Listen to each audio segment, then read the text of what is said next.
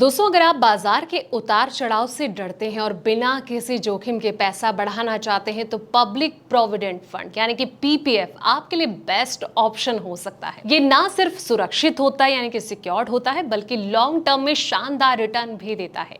अगर कोई व्यक्ति हर साल सिर्फ 1 लाख रुपए पीपीएफ में जमा करता है और ये जो सिलसिला है वो 30 सालों तक जारी रखता है तो उसे 1 करोड़ से ज्यादा का फंड जो है वो मिल सकता है। अब आप सोच रहे होंगे कि वो कैसे, तो उसके लिए आप इस वीडियो को आखिरी तक जरूर देखें। नमस्कार दोस्तों, मैं हूं आपके साथ संध्या बिष्ट और आप देख रहे हैं the economic times Hindi.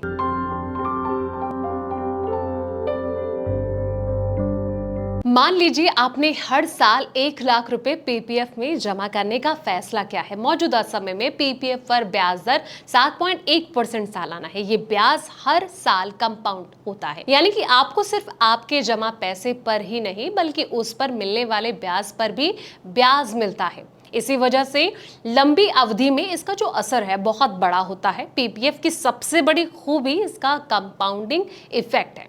Compounding यानी कि ब्याज पर ब्याज, पहले साल मिलने वाले ब्याज पर भी अगले साल जो है वो ब्याज जुड़ता है और ये जो चक्र है हर साल चलता रहता है। शुरू से 10 सालों में आपके पैसे जो है वो धीरे धीरे बढ़ते हैं, लेकिन 15वें साल के बाद में इसमें तेजी आनी शुरू हो जाती है और 25वें साल के बाद पैसा बर्फ के गोले की तरह तेजी से बढ़ता है। इसलिए जो लोग लंबे समय तक निवेश करने का धैर्य रखते हैं, उनके अंदर पेशेंस होता है, तो उनके लिए पीपीएफ एक बेहतर, कारगर और भरोसेमंद साधन है। पीपीएफ में आप साल में न्यूनतम 500 रुपए और अधिकतम जो है वो 1.5 लाख रुपए तक निवेश कर सकते हैं। ये निवेश आप एक बार में कर सकते हैं या फिर महीने महीने भी जमा कर सकते हैं।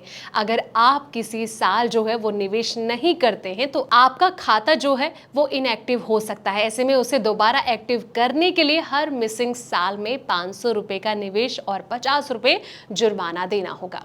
एक व्यक्ति सिर्फ एक ही पीपीएफ खाता खोल सकता है, चाहे वो पोस्ट ऑफिस में हो या फिर किसी बैंक। अगर गलती से आपने एक से ज्यादा खाता खोल लिया हो तो उसमें सुधार करवाना जरूरी होता है। पीपीएफ की मैच्योरिटी 15 साल में होती है, लेकिन इसका मतलब ये नहीं है कि आपका जो पैसा है यानी कि आपको पैसा निकालकर खाता बंद करना ही पड़ेगा। आप चाहें तो इसे 5-5 साल के ब्लॉक में आगे बढ़ा सकते हैं, चाहे निवेश के साथ या फिर बिना निवेश के साथ। अगर आप आगे भी निवेश करते हैं तो आपको पुराने बैलेंस और नए निवेश दोनों पर ब्याज मिलता रहेगा। इस तरह आप अपने रिटायरमेंट या फिर बड़े फाइनेंशियल लक्ष्य जो हैं यानी कि गोल जो हैं, इनके लिए फंड बढ़ा सकते हैं। तो फिलहाल इस वीडियो में इतना ही। जानकारी भरे ऐसे ही तमाम वीडियोस के लिए आप देखते रहें द इकोनॉमिक टाइम्स हिंदी।